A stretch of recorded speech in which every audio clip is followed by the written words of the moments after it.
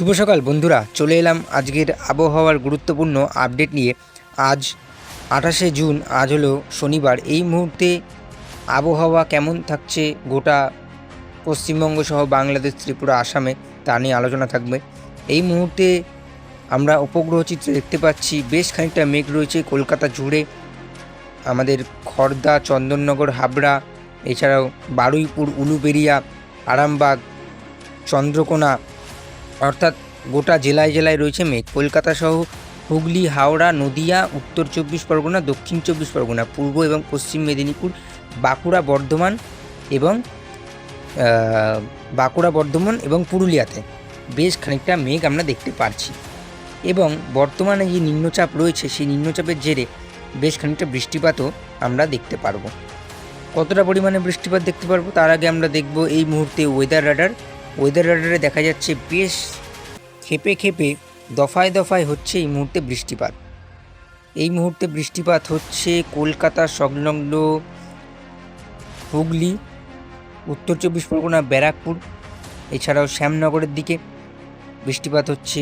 Singer, Pandua, দাসঘড়া, memory, Bardhaman, এছাড়াও আরামবাগ, জগৎবল্লভপুর, এছাড়াও আমতা, ঘাটাল, কোলাঘাট, তমলুক, শ্যামপুর, এছাড়াও জয়নগর, মাঝিপুর, বারুইপুর, অর্থাৎ বেশ খানিকটা কিন্তু বৃষ্টিপাত আমরা দেখতে পাচ্ছি এই নিম্নচাপের জেরে। এর পাশাপাশি বাংলাদেশ সংলগ্ন যে জেলাগুলো আছে, যেমন কালীগঞ্জ, শ্যামনগর, এই জায়গাগুলোতেও হালকা মাঝারি বৃষ্টিপাত সকাল সকাল আমরা দেখতে পাচ্ছি। এইবারে আমরা দেখব কীরকম লেভেলের নিম্নচাপের জেরে বৃষ্টিপাত হবে।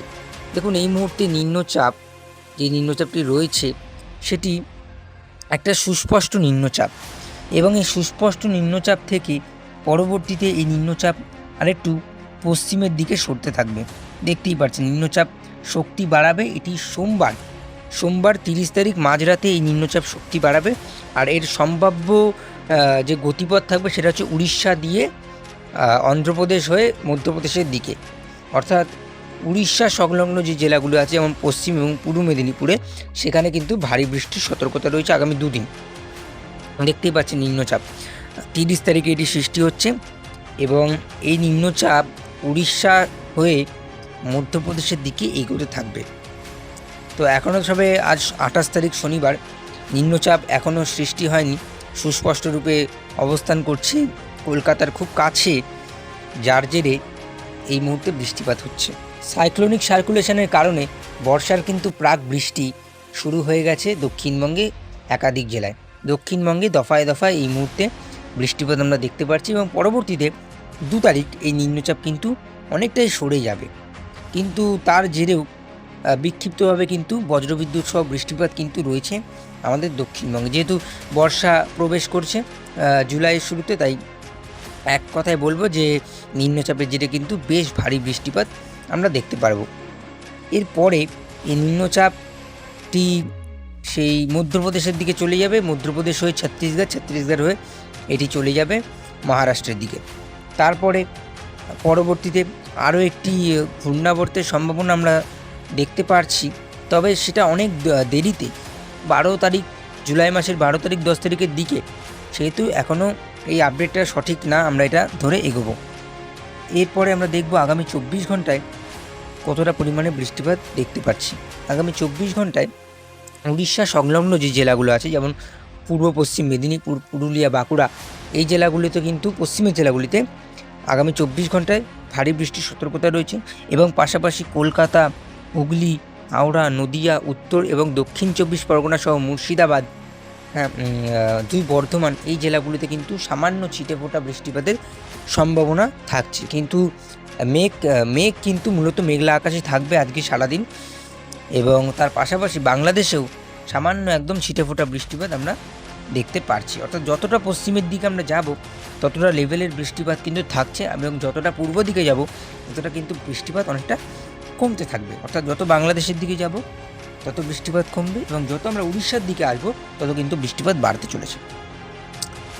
দেখতেই পাচ্ছেন যে সবুজ জোনগুলো আমরা দেখাচ্ছি, সেই সবুজ জোনগুলো মানে হচ্ছে মাঝারি বৃষ্টিপাত, এবং আগামী দুদিন কিন্তু কলকাতা সহ উত্তর 24 পরগনা এবং হাওড়া এই দুই জেলায় কিন্তু মাঝারি রকমের বৃষ্টিপাত রয়েছে। এবং যে নীল আকাশি রঙের যেগুলো দেখছি সেটা হচ্ছে হালকা বৃষ্টি, এবং একদম কালো যেখানে আমরা দেখতে পাচ্ছি সেখানে কিন্তু বৃষ্টিপাত নেই। আগামী 4 দিন কলকাতা সহ হুগলি, হাওড়া, উত্তর এবং দক্ষিণ 24 পরগনায় মাঝারি বৃষ্টি, এবং আগামী 8 দিন এই যেই খয়েরি রঙের জোনটা আমরা দেখতে পাচ্ছি সেটা মানে হচ্ছে ভারী বৃষ্টি, এবং খয়েরি কালচে যেই ভাবটা দেখতে পাচ্ছি দক্ষিণ 24 পরগনার দিকে সেটা হচ্ছে ভারী থেকে অতি ভারী বৃষ্টি।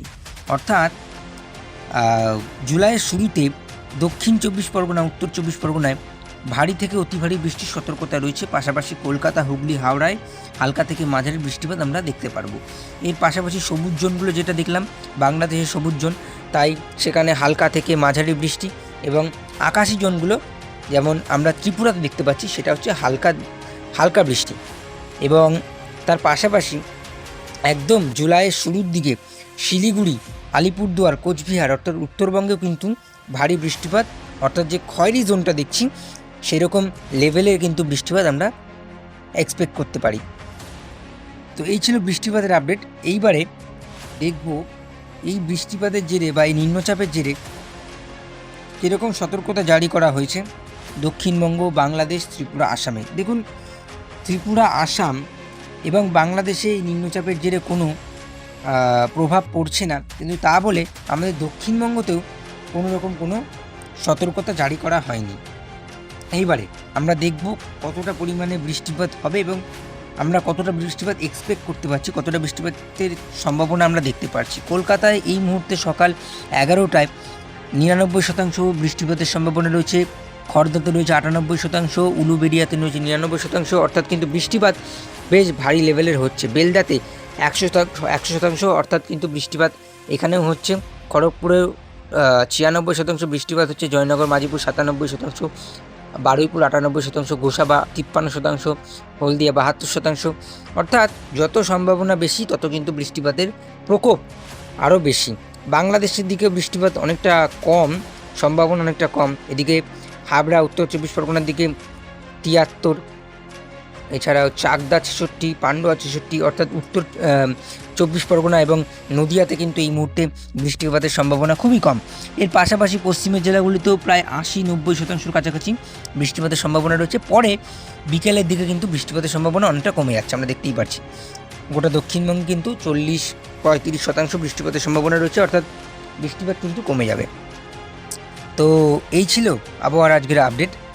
এবং একবারে বলেও দিই, এই নিম্নচাপের কিন্তু প্রভাব পড়বে উড়িষ্যাতে, অর্থাৎ পশ্চিমবঙ্গে সরাসরি প্রভাব না পড়লেও ছিটে ফোটা প্রভাব পড়তে পারে।